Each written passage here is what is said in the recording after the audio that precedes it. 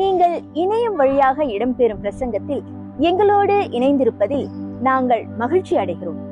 ஆண்டவருடைய வார்த்தையை கேட்பதற்கு முன்பாக வேத வாசிப்பு வாசிக்கப்படும். We are so glad you could join us for our online sermon today. Before we hear God's word, we will have the scripture read. கர்த்தருக்கு ஸ்தோத்திரம். இன்று தேவ செய்திக்கென்று எடுத்துக்கொள்ளப்பட்ட வேத பகுதி யோனா 3ஆம் அதிகாரம் வசனங்கள் 1-9 வரை.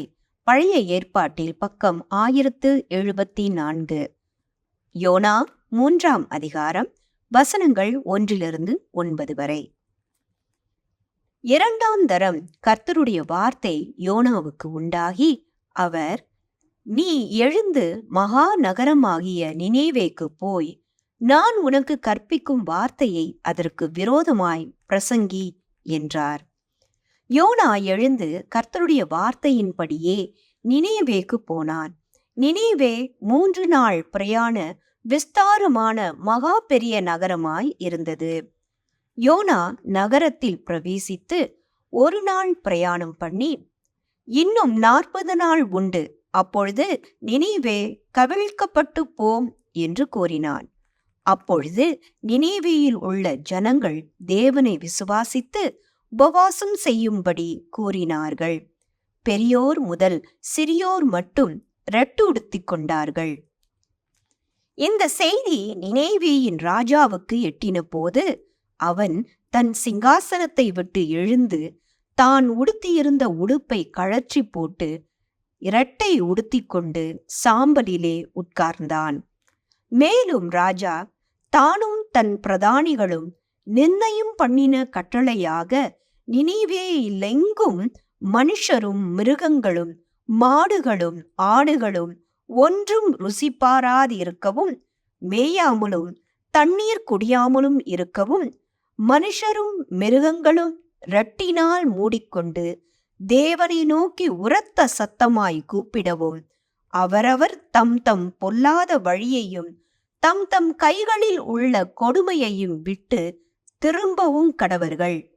யாருக்கு தெரியும், நாம் அழிந்து போகாதபடிக்கு ஒருவேளை தேவன் மனஸ்தாபப்பட்டு தம்முடைய உக்கிர கோபத்தை விட்டு திரும்பினாலும் திரும்புவார் என்று கூற சொன்னான். ஆமென். இது தேவனுடைய வசனம். நாம் யாவரும் சேர்ந்து சொல்வோம், தேவனுக்கு ஸ்தோத்திரம். பிரியமானவர்களே, நாம் ஜெபம் செய்வோம். Let's pray. Lord, we thank you for this day. We pray that you would speak to us through your word. ஆண்டவரே, இந்த நாளுக்காக உமக்கு நன்றி செலுத்துகிறோம். உம்முடைய வார்த்தை மூலமாக நீர் எங்களோடு பேசுவீராக. இயேசு கிறிஸ்துவின் நாமத்தில், in Jesus mighty name. Amen.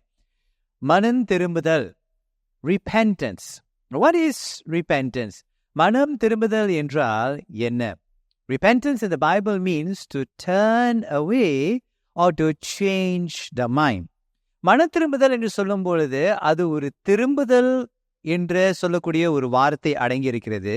அதே வேளையிலே மனதை மாற்றக்கூடியதாக ஒன்றாகவும் இருக்கக்கூடியதாக இருக்கிறது. ஆகையால் தான் மனம் திரும்புதல் என்று தமிழிலே சொல்லப்பட்டிருக்கிறது. ஆனால் ஆங்கிலத்திலே இப்படிப்பட்ட விவரிப்பு இல்லை. It means to turn away from a thing or no longer participating in the things that we should not be involved in. அதாவது நம்ம ஈடுபடக்கூடாத காரியத்திலிருந்து அதிலிருந்து திரும்புவது தான் மன திரும்புதல் என்று சொல்லக்கூடியதா இருக்குது. அப்படி அந்த அவனமாக திரும்பும் பொழுது மனதும் ஒரு மாற்றம் நடைபெற வேண்டும். In order for us to turn away from the things that we should not be involved in, it requires a change in the mind as well. Turning away and no longer participating in the things should be reflected not just outwardly but also in the mind, also in the speech. Should there be a turning away? Not just change in the mind where no one else can see, but the change must also be reflected in our speech and in our actions. மனம் திரும்புதல் என்று சொல்லும் பொழுது மனதில் மட்டுமே ஒரு மாற்றுதல் நடைபெறாதபடிக்கு, ஆனால் மனதில் மாற்றம் அடைந்த நீங்களும் நானும் பேச்சிலும் நடக்கையிலும் அதை காட்ட வேண்டும் என்று வேதம் நமக்கு கற்றுக் கொடுக்கிறது. அது மட்டுமல்ல, இயேசு இதைத்தான் அதிகமாக தன்னுடைய உபதேசத்திலே, தன்னுடைய பிரசங்கத்திலே அவர் கற்றுக் கொடுத்தார். Jesus also taught about this, that we as followers of Jesus Christ ought to live in a way where we turn away, and in our turning away, our speech and our thinking and our actions all change. இயேசு கூட மன திரும்புதலை குறித்து பேசும் பொழுது சிந்தனையிலே, பேச்சிலே, நடக்கையிலே ஒரு மாற்றம் நடைபெறும் என்று அவர் எதிர்பார்த்தார். யோனாவின் புத்தகத்திலே 3ஆம் அதிகாரம் 1ஆம் வசனத்திலிருந்து 9வது வசனம் வரை, in Jonah chapter 3 verses 1 to 9, in the book of Jonah we read about a prophet of God who was instructed to go to this great city called Nineveh to address the issue of evil. அக்கிரமத்தை எடுத்து சொல்லும்படியாக யோனாவின் புத்தகத்திலே ஆண்டவர் YONO தீர்க்கதரிசியை நினிவே பட்டணத்துக்கு அனுப்பி அவர்களுடைய அக்கிரமங்களை குறித்து சொல்லும்படியாக ஆண்டவர் இந்த தீர்க்கதரிசியை அனுப்பினார். இந்த பட்டணத்திலே என்ன நடந்து கொண்டிருந்தது என்றால், இந்த பட்டணத்திலே ஜனங்கள் அவர்களுடைய ஆசைகளை, மனப்பூர்வமான ஆசைகளை, அதாவது அக்கிரமங்களை அவர்கள் பூர்த்தி செய்யும்படியாக இந்த பட்டணத்தை அவர்கள் தனக்கென்று உபயோகப்படுத்தி கொண்டார்கள். The city facilitated, gave a space for the evil desires of the people to be played out. So the prophet warned the people what would happen to the city 40 days time. ஆகையால் தான் ஆண்டவர் இந்த தீர்க்கதரிசியை அனுப்பி என்ன சொல்கிறார் என்றால், இந்த பட்டணத்துக்கு ஆண்டவர் ஒரு முடிவை கொண்டு வர போகிறார். 40 நாளிலே இது ஒரு முடிவு பெறப்போகிறது என்று ஆண்டவர் யோனா தீர்க்கதரிசி மூலியமாக பேச தொடங்கினார். இந்த நினிவே பட்டணத்தில் இருக்கிறவர்கள் யோனா சொல்லக்கூடிய காரியத்தை கேட்டவுடனே தேவன் மீது அவர்கள் விசுவாசம் வைத்தார்கள். அந்த விசுவாசமானது அவர்களுடைய நடக்கையிலே காணப்பட்டது என்று யோனா 3ஆம் அதிகாரம் 5-6வது வசனத்திலே நம்ம அதை படிக்க கேட்போமே. அப்பொழுது நினிவேயில் உள்ள ஜனங்கள் தேவனை விசுவாசித்து உபவாசம் செய்யும்படி கூறினார்கள். பெரியோர் முதல் சிறியோர் மட்டும் ரெட்டுடுத்தி கொண்டார்கள். இந்த செய்தி நினிவேயின் ராஜாவுக்கு எட்டின போது அவன் தன் சிங்காசனத்தை விட்டு எழுந்து தான் உடுத்தியிருந்த உடுப்பை கழற்றி போட்டு ரெட்டு உடுத்தி கொண்டு சாம்பலிலே உட்கார்ந்தான். பிரியமானவர்களே, நினிவே பட்டணத்துக்கு என்ன நடைபெற போகிறது என்று சொன்ன உடனே தேவனே அவர்கள் விசுவாசித்தார்கள். உபவாசம் செய்ய அவர்கள் ஆரம்பித்தார்கள். ரெட்டையை அவர்கள் உடுத்தி கொண்டார்கள். இந்த ரெட்டை என்று சொல்லும் பொழுது அது மனஸ்தாபத்தை குறித்து சொல்லுகிறது. அது இருதயத்திலே குற்ற உணர்வு பெற்ற ஜனங்கள் அவர்கள் செய்த காரியத்திற்கு அவர் மனஸ்தாபப்படுகிறார்கள் என்று அர்த்தமாக காட்டுவதற்காக இருதயத்திலே இருக்கக்கூடிய காரியத்தை அவர்கள் வெளியரங்கமாக ரெட்டையை அவர்கள் அணிந்து கொள்வார்கள். Now those days when they were remorseful or they were mourning or they were lamenting, they would indicate their inward emotions by putting on something physical called the sackcloth. And the sackcloth was an indication to everyone else that they are mourning or they are lamenting or they are experiencing some sort of a remorse within their being. அவர்களுடைய இருதயத்திலே, அவர்களுடைய சிந்தனையிலே அவர்கள் மனஸ்தாபப்படுகிறார்கள் என்று காட்டுவதற்காக இரட்டையை அவர்கள் அணிந்து கொள்வார்கள். அது மட்டுமல்ல, இந்த வசனத்தை நம்ம என்ன கவனிக்கிறோம் என்ற ரெட்டையை மட்டும் அணிந்து கொள்ளாதபடிக்கு அவர்கள் உபவாசமும் செய்தார்கள். சிறியோரிலிருந்து பெரியோர் வரைக்கும் அவர்கள் உபவாசம் செய்தார்கள் என்று வேதம் சொல்கிறது. Not only did they put on sackcloth, they also fasted to show that they were serious about this change. From the least of them to the greatest of them. Even the king rose from his throne and displayed remorse for the evil that he allowed in the city. ராஜா கூட அவருடைய சிங்காசனத்திலிருந்து அவர் எழுந்து அந்த ரெட்டையை அணிந்து கொண்டு சாம்பலிலே அவர்கள் உட்காருகிறதை நம்ம கவனித்து பார்க்கிறோம். ஆகையால் அவர் என்ன செய்தார் என்றால், எல்லாருமே அவருடைய அதிகாரத்துக்கு கீழாக இருக்கக்கூடியவர்கள் மத்தியிலே அவர் என்ன சொன்னார் என்றால் பொல்லாத வழியிலிருந்து திரும்பி கொடுமையை நாம் அகற்றுவோம் என்று யோனா தீர்க்கதரிசியின் புத்தகத்திலே 3ஆம் அதிகாரம் 7-8வது வசனத்திலே அவர் சொல்கிறதை நம்ம கவனித்து பார்க்கிறோம். The king commanded everyone who was subjected to him to turn away from the evil and the violence that he was displaying in the city. அதை வாசிக்க கேட்போம். Let's have that read. மேலும் ராஜா தானும் தன் பிரதானிகளும் நிர்ணயம் பண்ணின கட்டளையாக நினிவேயில் எங்கும் மனுஷரும் மிருகங்களும் மாடுகளும் ஆடுகளும் ஒன்றும் ருசி பாராதிருக்கவும் மேயாமலும் தண்ணீர் குடியாமலும் இருக்கவும் மனுஷரும் மிருகங்களும் இரட்டினால் மூடிக்கொண்டு தேவனை நோக்கி உரத்த சத்தமாய் கூப்பிடவும், அவரவர் தம் தம் பொல்லாத வழியையும் தம் தம் கைகளில் உள்ள கொடுமையையும் விட்டு திரும்பவும் கடவர்கள்.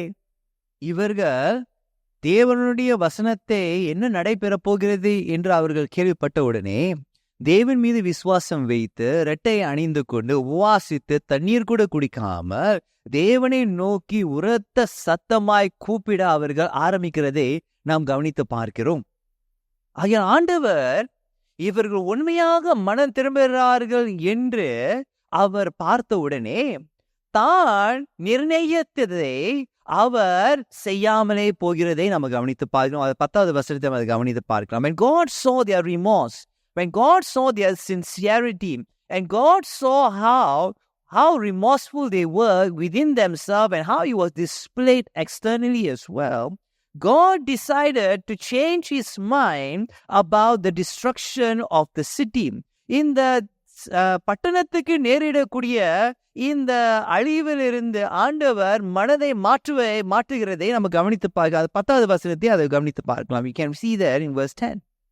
அவர்கள் தங்கள் பொல்லாத வழியை விட்டு திரும்பினார்கள் என்று தேவன் அவர்களுடைய கிரியைகளை பார்த்து தாம் அவர்களுக்கு செய்வேன் என்று சொல்லியிருந்த தீங்கை குறித்து மனஸ்தாபப்பட்டு அதை செய்யாதிருந்தார் என்று வேதம் சொல்கிறது.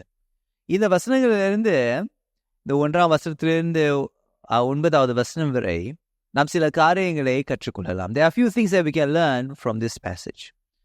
God cares about what goes on in a city. Even a city that is not associated with God at all. ஒரு பட்டணத்திலே நடைபெறக்கூடிய காரியத்திலே ஆண்டவர் அக்கறை உள்ளவராய் இருக்கிறார். அந்த பட்டணம் ஆண்டவருக்கு சொந்தம் இல்லாமல் இருந்தாலும் ஒரு பட்டணத்திலே என்ன நடக்கிறது என்று அவர் கவனம் உள்ளவராக இருக்கிறார், அவர் அக்கறை உள்ளவராக இருக்கிறார் என்று வேதம் சொல்கிறது. God was even willing to send a prophet to address the city of Nineveh, even though he was not in a covenantal relationship with God. ஒரு உடன்படிக்கை உறவிலே இல்லாத ஒரு பட்டணத்துக்கு கூட ஆண்டவர் ஒரு தீர்க்கதரிசியை அனுப்பி அந்த பட்டணத்தில் இருக்கக்கூடிய அக்கிரமங்களை எடுத்து சொல்வதற்கு ஆண்டவர் அவ்வளவு ஒரு அக்கறை உள்ளவராக இருக்கிறார் என்று வேதம் நமக்கு காட்டுகிறது. Similarly, God cares what happens in Singapore, my friends. அதே போல பிரியமானவர்களே, சிங்கப்பூர் பட்டணத்தில் என்ன நடைபெறுகிறது, என்ன நடந்து கொண்டிருக்கிறது என்றும் ஆண்டவர் அதிகமான அக்கறை உள்ளவராக இருக்கிறார். இந்த பட்டணத்தில் நடக்கக்கூடிய காரியம் ஆண்டவருக்கு அக்கறையாக இருக்கிறது. What we do in this city matters to God, my friends. What happens in Singapore matters to God. Just like the king of Nineveh, what we allow to happen when things are within our control matters to God. இந்த நினைவே பட்டணத்தில் இருக்கக்கூடிய ராஜா இந்த பட்டணத்தை நடைபெறுவதற்கு எது அவன் அனுமதி கொடுத்தானோ அதே போல நாம் இந்த பட்டணத்திலே நம்முடைய அதிகாரத்துக்குள்ளாக இருக்கக்கூடிய காரியங்களுக்கு என்ன அனுமதி கொடுக்கிறோம் என்றும் ஆண்டவர் அக்கறை உள்ளவராக இருக்கிறார். என்ன இடம் கொடுக்கிறோம், என்ன செய்வதற்கு இடம் கொடுக்கிறோம் என்று அதை பார்த்து அவர் அக்கறை உள்ளவராக இருக்கிறார். பிரியமானவர்களே, are we in situations where we are found to be exhibiting evil or violence? பிரியமானவர்களே, நீங்களும் நானும் கூட பொல்லாத காரியத்தை அக்கிரமத்தை செய்யக்கூடியவர்களாக பலவந்தத்திலே ஈடுபட்டக்கூடியவர்களாக இருக்கிறோமா? Evil and violence can take on many forms. இந்த பொல்லாப்பு, இந்த அக்கிரமம் என்ற பல வடிவமைப்புகள் இருக்கிறது. Evil and violence exhibited in the thinking, in the speech and in the actions. இந்த பொல்லாப்பு, இந்த அக்கிரமம் இவைகள் எல்லாம் நம்முடைய சிந்தனையிலே நடக்கலாம். நாம் ஒருவரை சிந்தனையிலே கொலை செய்யலாம், நம்முடைய பேச்சிலே ஒருவரை கொலை செய்யலாம், செயலிலே ஒருவரை கொலை செய்யலாம். இந்த 3 காரியத்திலும் ஆண்டவருடைய சமூகத்திலே அது ஒரு பாவமாக இருக்கிறது. We can kill somebody in our thinking. We can kill somebody with our speech. We can kill someone with our actions. And all of this matters to God. All of this matters to God. Or have we been in situations where we have allowed evil and violence by our actions and our inactions? அல்லது பிரியமானவர்களே, நம்முடைய கட்டுப்பாடுக்கு இருக்கக்கூடிய காரியத்திலும் நாம் பாவத்துக்கும் பலவந்தத்துக்கும் பொல்லாப்புக்கும் அக்கிரமத்துக்கும் இடம் கொடுத்திருக்கிறோமா? நம்முடைய செயலினாலும் கூட இருக்கலாம், அல்லது எதையும் செய்யாமலும் இருக்கின்ற விதத்திலே இந்த இடங்களுக்கு, இந்த காரியங்கள் நடைபெறுவதற்கு நாம் காரணமாக இருந்திருக்கிறோமா? God is speaking to us today. As we are hearing God speak to us, what are we going to do about it? பிரியமானவர்களே, ஆண்டவர் இதை குறித்து நம்ம இடத்தில் பேசிக் கொண்டிருக்கும் பொழுது இதை குறித்து நாம் என்ன செய்ய போகிறோம்? Are we going to continue our ways, or are we going to exhibit remorse and display repentance in our thinking, in our speech and in our actions? பிரியமானவர்களே, நாம் மனப்போன போக்கிலே தொடர்ந்து நம்ம வாழ்வோமா, அல்லது நாம் நம்முடைய இருதயத்திலே மனஸ்தாபப்பட்டு அதை வெளிப்புறமாக காட்டக்கூடிய விதத்தை நம்ம நடந்து கொள்வோம்? நம்முடைய சிந்தையிலே, நம்முடைய பேச்சிலே, நம்முடைய நடக்கையிலே ஒரு மாற்றம் நடைபெறுகிறதா? Interestingly, the prophet who brought the message of God was not totally exempt from evil and violence himself. பிரியமானவர்களே, இந்த தீர்க்கதரிசி ஆண்டவர் தேர்ந்தெடுத்தாலும், இந்த தீர்க்கதரிசி ஆண்டவர் இந்த செய்தியை கொண்டு வரக்கூடிய இந்த தீர்க்கதரிசி கூட அவனுடைய இருதயத்திலே சரியில்லாத ஒரு நிலைமை இருந்தது. ஆண்டவர் இந்த பட்டணத்திலே நேரிடக்கூடிய அந்த அழிவை அவர் தனது மனதை மாற்றும் பொழுது இந்த தீர்க்கதரிசியானவன் கோபம் கொண்டான். எனக்கு தான் தெரியுமே ஆண்டவரே, நீர் இதைதான் செய்வீரே என்று எனக்கு நன்றாகவே தெரியும். ஆகையால் தான் நான் நினைவே பட்டணத்துக்கு செல்லாமல் தர்ஷீஷுக்கு நான் ஓடினேன். When God changed his mind, the prophet Jonah was unhappy. He was unhappy that God changed his mind, because in his heart he wanted judgment to fall upon Nineveh, who were his nation's enemies. தன்னுடைய தேசத்தினுடைய எதிராளிகளுக்கு இந்த தேசத்திலே ஒரு அழிவு வர வேண்டும் என்று அவனுக்கு ஒரு ஆசை இருந்தது. தவறான ஒரு ஏக்கம், ஆசை அவனுக்குள்ளாக இருந்தது. At the end of the book, we read him being angry but not repenting. இந்த புத்தகத்தை கடைசி வரைக்கும் நீங்க வாசிப்பீர்களானால், அவன் கடைசி வரைக்கும் அவன் கோபமுள்ளவனாக இருக்கிறான். மன திரும்புதலை குறித்து அவனுடைய வாழ்க்கையை சொல்லப்படவில்லை. The book ends without a resolution or clarity on the status of the prophet's heart. அந்த யோனாவனுடைய இருதயத்திலே ஒரு மனம் மாறப்பட்டதா இல்லையா என்று ஒரு முடிவு அங்கு சொல்லப்படவில்லை. அந்த விவரிப்பு இல்லாமலே யோனாவின் புஸ்தகம் முடிக்கப்படுகிறது. It is part of the form of the book to cause us to think about our own assumptions and our own biases. பிரியமானவர்களே, இந்த புத்தகம் ஏன் இவ்வளமாக முடிக்கப்பட்டது என்றால், நமக்கு கூட தவறான நினைவுகள் இருக்கிறதா? ஒரு பக்கம் சாய்தல் இருக்கிறதா? பட்சபாதம் இருக்கிறதா? நாம் தேவனாலே பயன்படுத்தப்படக்கூடியவர்களாக இருந்தாலும் தவறான நினைவு உள்ளவர்களாக இருக்கலாம். ஒரு பக்கம் சாய்தல் காட்டக்கூடியவர்களாக இருக்கலாம், பட்சபாதம் காட்டக்கூடியவர்களாக கூட நம்ம இருக்கலாம். Even as God is using you and me to bring the message of God to minister to people, even though God is using us to minister to people, we too can be like Jonah, with biases, with assumptions in our hearts, and in need of repentance. நீங்களும் நானும் கூட பிரியமானவர்களே, மன திரும்புதலுக்கு இடம் கொடுக்கக்கூடியவர்களாக இருக்க. YONO எவனமாக மன திரும்பாம அவன் வேதனையோடு அவன் ஒரு இடத்துல பக்கத்திலே ஒரு ஓரமாக அமர்ந்து கொண்டிருந்தானோ, அதே போல நீங்களும் நானும் அவனமாகவே நடந்து கொள்ளலாம். நாம் நேரிடக்கூடிய காரியம் நேரிடாமல் போயதனாலே கோபத்தோடு அமர்ந்து கொண்டிருக்கலாம். ஆண்டவர் நான் நினைத்த வண்ணமாகவே தண்டிக்காதபடிக்கு அவர் மனம் திரும்பினாரே, தேவனுடைய மன திரும்புதலை குறித்து நாம் மனஸ்தாபப்படலாம். ஏன் ஆண்டவர் மனம் திரும்பினார், ஏன் ஆண்டவர் இடம் கொடுத்தார் என்ற பல கேள்வியோடு அமர்ந்து கொண்டிருக்கலாம். Will you pray like the psalmist in Psalm 119 verse 37 to ask God to help us turn our eyes away from worthless things? நீங்களும் நானும் கூட சங்கீதம் 119:37 வசனத்தில் சொன்னவனமாக, சங்கீதக்காரர் சொன்னவனமாக நீங்களும் நானும் சொல்லுவோமா? அதை வாசிக்க கேட்போமே. மாயையை பாராதபடி நீர் என் கண்களை விளக்கி உமது வழிகளில் என்னை உயிர்ப்பியும். உமது வழிகளிலே என்னை உயிர்ப்பியும். மாயையை பாராதபடி நீர் என் கண்களை விளக்கி. பிரியமானவர்களே, நம்முடைய கண்கள் தவறான காரியத்திலிருந்து விளக்கப்பட வேண்டும். நாம் மனம் திரும்புதல் உள்ளவர்களாக இல்லாமல் இருப்போமானால், லவுதேசியா என்று சொல்லக்கூடிய புதிய ஏற்பாட்டில் இருக்கக்கூடிய ஒரு சபையை குறித்த அதே வசனங்கள் நம்மிடத்திலும் சொல்லப்படும். If we do not repent, then what is said about the church of Laodicea will also be said of us. We read that in Revelation 3 verses 15 to 16. வெளிப்படுத்தலின் விசேஷம் 3ஆம் அதிகாரம் 15வது வசனத்திலிருந்து 16வது வசனம் வரை வாசிக்க கேட்போமே. உன் கிரியைகளை அறிந்திருக்கிறேன். நீ குளிரும் அல்ல அனலும் அல்ல. நீ குளிராயாவது அனலாயாவது இருந்தால் நலமாயிருக்கும். இப்படி நீ குளிருமின்றி அனலுமின்றி வெதுவெதுப்பாயிருக்கிறபடியினால் உன்னை என் வாயினின்று வாந்தி பண்ணி போடுவேன். நீ குளிரும் இல்லாமல் அனலும் இல்லாமல் நீ குளிராவது அல்லது அனலாவது இருந்தால் நலமாயிருக்கும். அந்நாட்களிலே குளிரான தண்ணீர் ஒரு காரியத்துக்கென்று பயன்படுத்தப்படும். சூடான அதாவது அனலுள்ள தண்ணீர் ஒரு காரியத்துக்கு செயல்படப்படும்.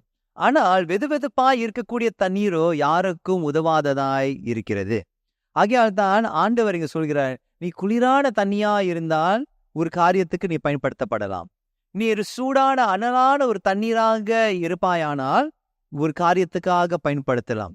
நீ இதிலையும் இல்லாமல் அதிலையும் இல்லாமல் நடுவிலே எதற்குமே உதவாதபடி நீ இருக்கிறாயே, நீ எனக்கு எந்த காரியமும் செய்ய முடியாது என்று ஆண்டவர் லவுதேசியா சபைக்கு இதை சொல்கிறதை நாம் கவனித்து பார்க்கிறோம். The sad thing about the church of Laodicea is that they did not even know their own state. தன்னுடைய சொந்த நிலைமையை கூட அவர்கள் தெரியாமல் இருந்தார்கள். அந்த பரிதபிக்கக்கூடிய அந்த சூழ்நிலை நீங்க கவனித்து பாருங்களேன். 17வது வசனத்தை 3ஆம் அதிகாரம் 17வது வசனம் வெளிப்படுத்தலும் விசேஷம். நீ நிர்பாக்கியமுள்ளவனும் பரிதபிக்கப்படத்தக்கவனும் தரித்திரனும் குருடனும் நிர்வாணியுமாய் இருக்கிறதே அறியாமல், நான் ஐஸ்வர்யவான் என்றும் திரவிய சம்பன்னன் என்றும் எனக்கு ஒரு குறைவும் இல்லை என்றும் சொல்லுகிறபடியால். பிரியமானவர்களே, அந்த சபையானவர்கள் அவர்கள் எல்லாமே நல்லா தான் இருக்கிறது என்று அவர்கள் சொல்லிக் கொண்டார். ஆண்டவருடைய பார்வையிலே அவர்கள் நிர்பாக்கியம் உள்ளவனும் பரிதபிக்கப்படவனும் தரித்திரனும் குருடனும் நிர்வாணியுமாக இருக்கிறார்கள். ஆனால் அந்த நிலைமையை அவர்கள் அறிந்து கொள்ளவில்லை. நீங்களும் நானும் அவனமாகவே இருக்கலாம். ஆண்டவரினாலே பயன்படுத்தப்பட்டு பலருக்கு ஊழியம் செய்யலாம். ஆனால் நம்மளுடைய இருதயத்திலே அடங்கி இருக்கின்ற அந்த அக்கிரமங்களை அறியாமலே நம்ம வாழலாம்.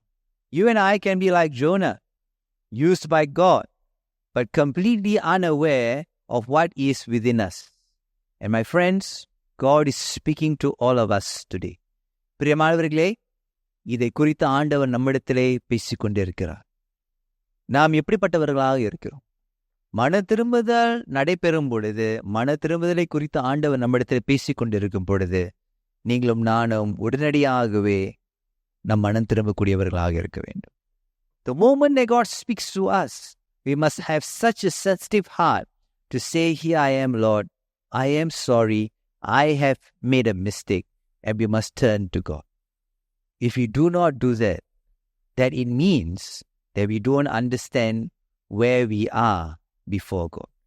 இதை செய்யாமல் இருப்போமானால், பிரியமானவர்களே, நாம் என்ன செய்கிறோம், எந்த நிலைமையில இருக்கிறோம் என்று தெரியாத புரிந்துணர்வு இல்லாதவர்களாக நாம் இருக்கிறோம்.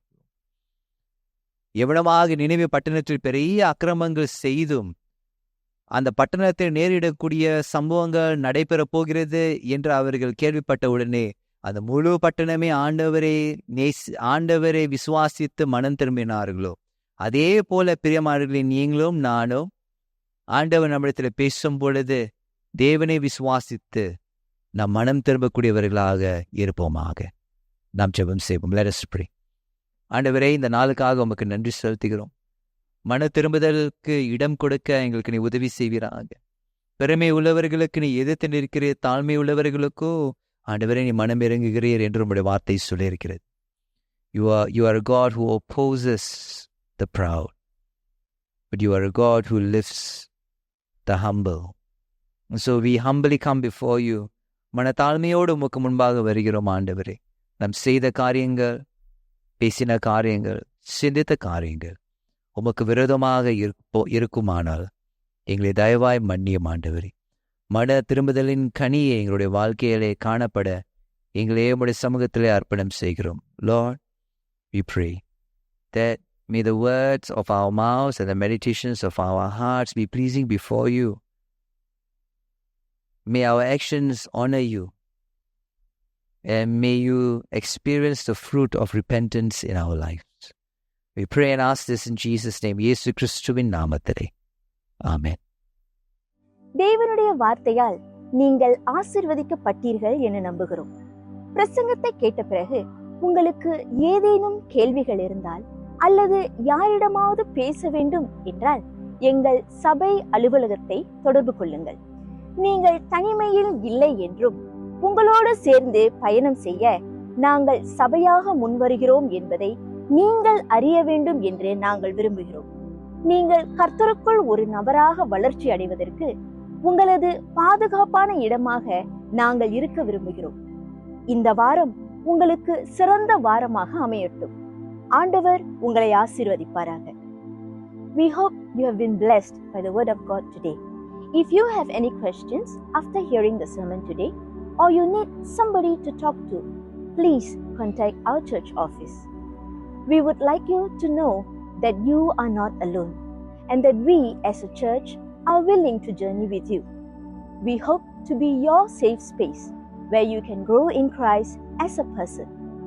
We hope you have a great week. God bless you.